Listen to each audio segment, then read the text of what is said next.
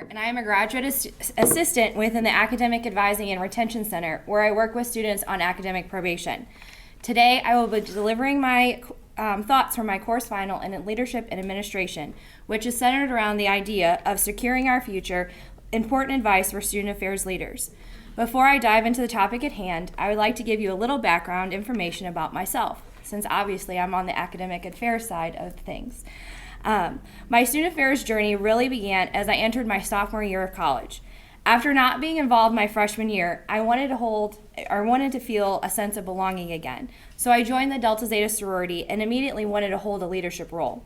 Looking back at the 2 universities I attended, I had my hands in many student affairs activities, which included serving as president of Delta Zeta, serving as a co-chair for the university-wide homecoming committee, working within career services as a student, which opened my eyes to an office I should have been paying more attention to, participating in numerous service opportunities in my community.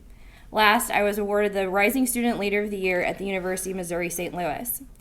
Being involved with student affairs changed the way I looked at my education because I could see the valuable lessons and skills I was learning and perfecting through every activity that I participated in.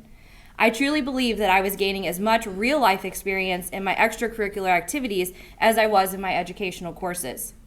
Since coming back to work within the student affairs field, I have been able to get involved in various roles across campus, including being asked to serve as a college chapter director for the Delta Zeta chapter here at WKU.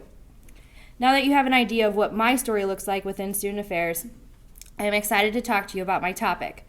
First, unless you've been living under a rock, you know that higher education isn't being attacked on many different levels, which is already having detrimental effects on the work that student affairs professionals are doing within our various departments. While there are many critical issues that are facing higher education, one issue that impacts specifically student affairs department is the cost containment of the structures we are building on our campus. As colleges and universities continue to raise the price of tuition and fees, books, housing, and dining, student expectations will also be significantly higher. Students and parents have come to expect excellent services, accommodations, and instructors when they enroll in a school. College and universities have responded to this expectation, but oftentimes there is a clash between the expectations and realities of what is feasible. Across the board, colleges and universities have been competing with each other to have bigger and better facilities so that they can recruit the best students, faculty, and staff. If we are building these new structures, how can we measure these buildings are increasing outcomes for our students? Is the learning that is going on within these buildings measurable and being tied back to the quality of learning for the students that we are serving? My second topic I would like to speak about today is the relevancy of student affairs in higher education and how we can effectively communicate our outcomes with assessment and data to the decision makers of our institutions.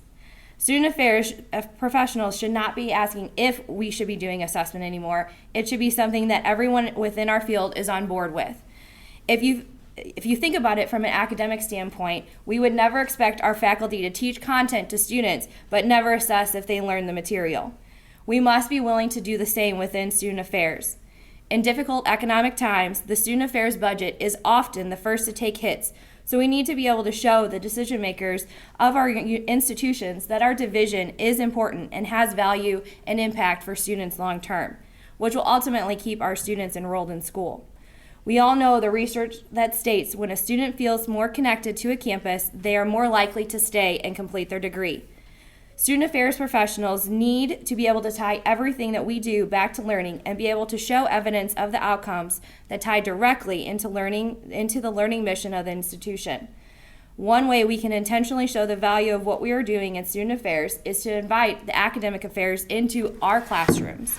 We need to work hand in hand with faculty to make connections to what students are doing in their extra time.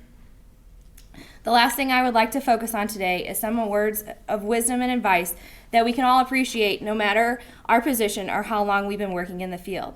And Jackie, I have the exact same quote as you do. John Maxwell had a quote which I feel very is appropriate.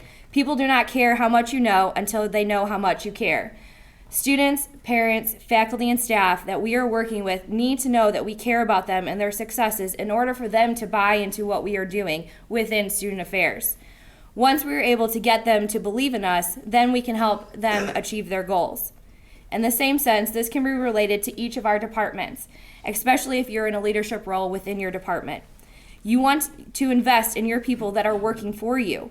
When hiring new staff, you should make sure that you hire excellent workers so they can confidently do the work that is set before them. If people who are working in your office do not feel valued or do not feel invested in, then it will probably be very difficult for that person to work in an effective manner for you. Most likely, we are never going to see the budgets that we once did in student affairs, but yet there is an expectation for increasing quality programs provided to students. If there's going to be that expectation of more work producing stronger results with less resources and funding, student affairs professionals need to make sure that everyone knows how important their role is on campus.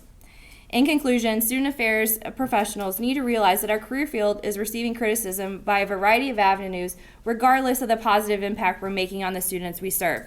Student affairs professionals need to make sure we're working together to understand the critical issues that our field is facing, ensuring that decision makers understand the importance of lessons our students we are working with are gaining through assessment and data initiatives, and that we can all make a difference in the lives of our students. I hope that you are able to take something positive back to your groups to work on this semester, and thank you for allowing me to come and share my thoughts and ideas with you today.